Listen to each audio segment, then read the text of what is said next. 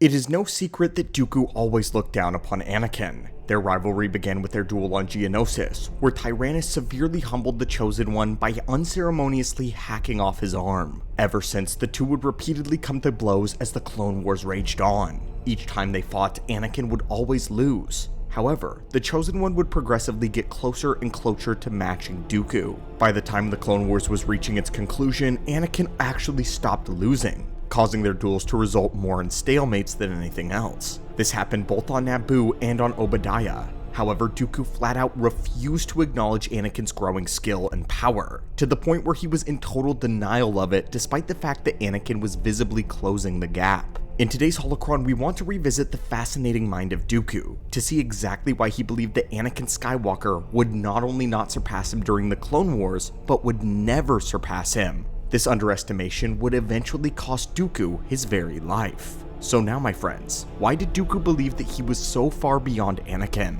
The first time this is brought to our attention is in the duel on Naboo. During the arc where Obi-Wan is disguised as Rako Hardeen, Dooku is collaborating with bounty hunters to kidnap Chancellor Palpatine. The undercover Obi-Wan foils the bounty hunters' plot, but Dooku manages to slip into the Naboo palace, intercepting Anakin and Palpatine. He shows up with 3 Magna Guards, and as he usually did, ordered 2 of them to attack Anakin. Earlier in the Clone Wars, Anakin had struggled a great deal against multiples of these droids, but this time, Anakin made short work of them, barely wasting more than a few seconds on each. Along with Dooku and Palpatine, Anakin's anger flared, and he would attack the Count with savage fury. In the dining room, Dooku threw silverware and furniture at Anakin, but he bulldozed right through all of it. When Dooku lifted a chair to block the Jedi's blade, Anakin doggedly pushed it away, driving Dooku back as he did. We can see on the Sith Lord's face that this was unexpected, and that Dooku was actually having to put in effort to resist Anakin's raw strength.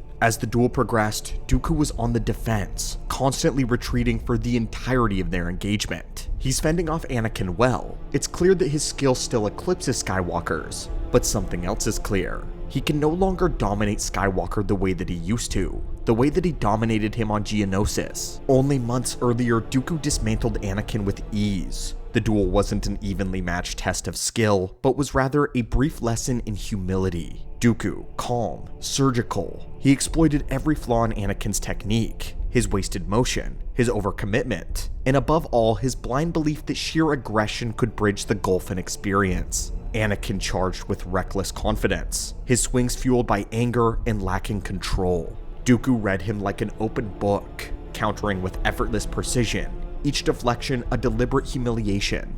No matter how much raw power Anakin put behind his attacks, Dooku's mastery of Makashi turned it all aside with precision, redirecting the energy, conserving his own, letting Anakin exhaust himself against an immovable wall of technique. He could have ended the fight a dozen different ways, cutting the boy down at any moment, but instead, he toyed with him to teach both him and Obi-Wan how far below they truly were. It was only as the Clone Wars raged on, and Anakin's power and discipline began to sharpen, that the balance began to change. Back on Naboo, Anakin manages to kick Tyrannus down a staircase and even manhandled him by grabbing his throat. Dooku was forced to separate the two of them with a burst of Force lightning. This was the closest that Anakin has gotten to the Count. Even after facing the brunt of Dooku's power, Anakin stands. But now he is no longer alone. Obi-Wan joins him in the engagement. Dooku attempts to run, his remaining Magna Guards at his side, and Palpatine in hand, but the 2 Jedi catch him. Anakin and Obi-Wan engage together very briefly before Kenobi slips by, destroys the Magna Guards, and rescues the Chancellor. As Dooku flies away, he speaks directly to Obi-Wan, saying this: "Well done, Master Kenobi. You are a worthy adversary, but I cannot say the same about your young apprentice." This single line following up the entirety of what happened is the reason that we wanted to make this video. It is absolutely ludicrous for Dooku to say such a thing, especially considering how well Anakin just fought. I think it's worth mentioning that it's possible Dooku said these things purely to get under Anakin's skin, to get him to embrace anger. That's definitely on the table for what Palpatine likely instructed him to do. But that part is largely irrelevant, because his statement aligns with the sentiment that he has always carried. It aligns with his actual belief. No matter how well Anakin performs, Dooku always believes that he is beneath his skill. The The duel on Naboo was the closest Anakin ever came to defeating him prior to the Invisible Hand, and it wasn't even close to being passable to Dooku. So either he's foolish, in denial, or Dooku is hiding something, and we want to find out what. To examine this, we have to see how Dooku views himself in relation to his contemporaries and his enemies. As a Jedi, Dooku was one of the most gifted students in the Force of his entire generation. In many ways, he was the proto-Anakin. He mastered an esoteric sword style and became undefeatable in the realm of dueling, second only to Grandmaster Yoda. His ego was boosted when he was selected to be directly trained by the Grandmaster, something that hadn't happened in hundreds of years. He was one of the strongest and the most talented Jedi in the Order, which is why it shook them so deeply when he departed. In Legends, Dooku had been offered a seat on the High Council, but had turned it down due to his disillusionment with the Jedi way and their interconnectedness with the Senate. When Dooku joined the Sith, his power was amped exponentially. For the next decade, he trained in the dark side by Sidious's side. He was given special access to the ancient knowledge. This caused him to grow beyond almost any Force wielder in the entire galaxy in any era. On Geonosis, Dooku betrays his own inflated ego when he said this to Yoda: "I have become more powerful than any Jedi, even you." At the time, Dooku genuinely believed that he had become so strong that he had surpassed Yoda. Of course, he was quickly put in his place when the Grandmaster displayed his 800 years of Jedi wisdom. And after the duel, Dooku was shaken quite a bit once he realized that this had been the first time he saw the true power of his old master. Nevertheless, it did not dissuade his opinion that he was in the upper echelons of Force wielders, and maybe even the equal to Yoda. He continued to believe that he was, at very least, at par with the Grand Master. The only being he considered to be beyond himself was his master Sidious. This of course is subject to conjecture, but we're not here to power scale Dooku. We've done that many times before. We're simply revealing his opinion of himself, which was extremely high. In all of his writings and internal monologues, Dooku speaks of the Jedi as being so far below him that it's actually pitiful. The reason we say all of this is because it characterizes exactly where Anakin is in his eyes. Skywalker is the young upstart with a massive ego, but he was still nowhere near the level of wisdom required to be a proper Jedi Knight or even a master. It was out of the question for Dooku to believe that Anakin was approaching Yoda's level, much less his own. To Dooku, it truly meant little that he was believed to be the chosen one. If Dooku believed it at all, he didn't factor it into how powerful Anakin was. Dooku didn't operate on theory, he operated on practice. And what he saw from Anakin truthfully did not impress him. Dooku found it, in fact, insulting that Anakin continued to believe that he could match him, and so Dooku dealt harshly with him to remind him of the opposite. But when we look at the actual lore, it goes much further than the measuring of ego.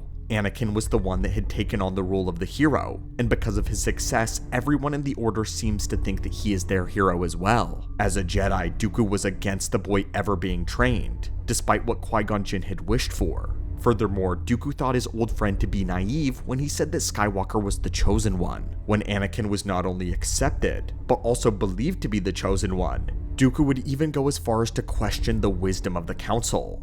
This is fascinating, because although the Count never joined the High Council, he still thinks the way that they do, coming from the traditionalist Jedi ways, judging Anakin by those same metrics, but taken to utter extremes. Dooku was known as a harsh master, and Qui-Gon spoke of his strict intolerance of subpar performance, but this was amplified when he became a Sith Lord. His already high standards for trained Force wielders was raised even higher. So when the Council accused Anakin of being petulant, stubborn, arrogant, and brash, Dooku thought identically.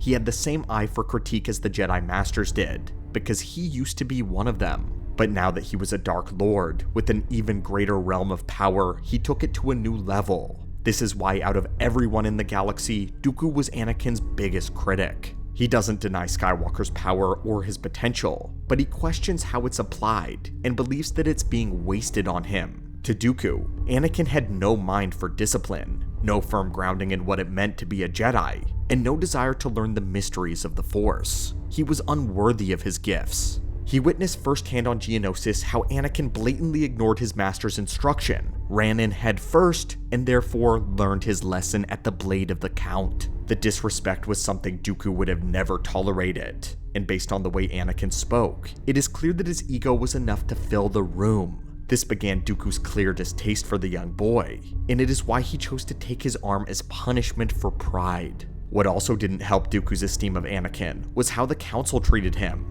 Despite denouncing his impatient ways, they did little to actually correct him. And in fact, the Council came to rely on Anakin during the Clone Wars. Countless times Anakin was the one who saved their skins when Dooku concocted a sinister plan of his own. The fact that Anakin was successful and rewarded for his brash ways continued to stoke the Sith Lord's ire for him. I think this is why that every time they meet, Dooku makes a point to tear him down verbally. Dun Mok was always a favorite tool of Tyrannus, using literal force-imbued insults to get into your opponent's head and unbalance them. But I think when it comes to Skywalker, Dooku's words were much more than a dueling technique. He believed that he was the only one that had the ability to knock Anakin down a few pegs. Dooku despised Anakin's perceived power so much that he refused to see the truth in it. The problem was exacerbated by Sidious's own interest in Skywalker. Constantly, Palpatine was telling Dooku to hold back, and there were times where he arranged to have Anakin win battles or even escape Dooku's clutches when he otherwise would have been caught. His own master was stacking advantages in Anakin's corner. This piled onto the Count's hatred for Skywalker's accolades, which he believed to be undeserved. And of course, he was aware that his master was grooming Skywalker to eventually join them.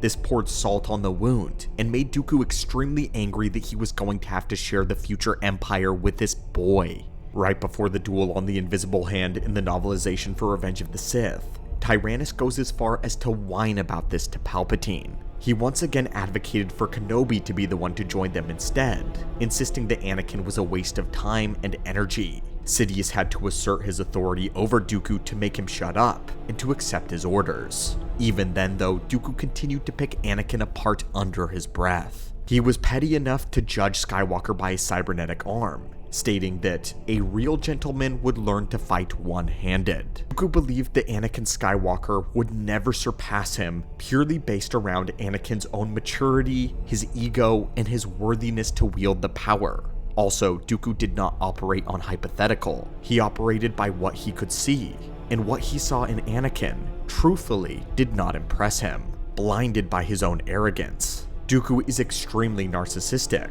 but in his mind, Anakin's potential was wasted because of his brashness and refusal to learn the greater things of the Force, the greater intricacies of lightsaber combat. Anakin Skywalker's decision to specialize in any other form despite Form 2 could also be viewed as a knock against him when concerning Dooku. That is how arrogant Dooku was. He was annoyed that he was accompanied by so many people around him giving Anakin allowance for his poor decisions, and Sidious not allowing Dooku to actually show Anakin his real power. Unfortunately, Tyrannus got so wrapped up in trying to humble Skywalker that he became blind to the boy's rapidly accelerating power.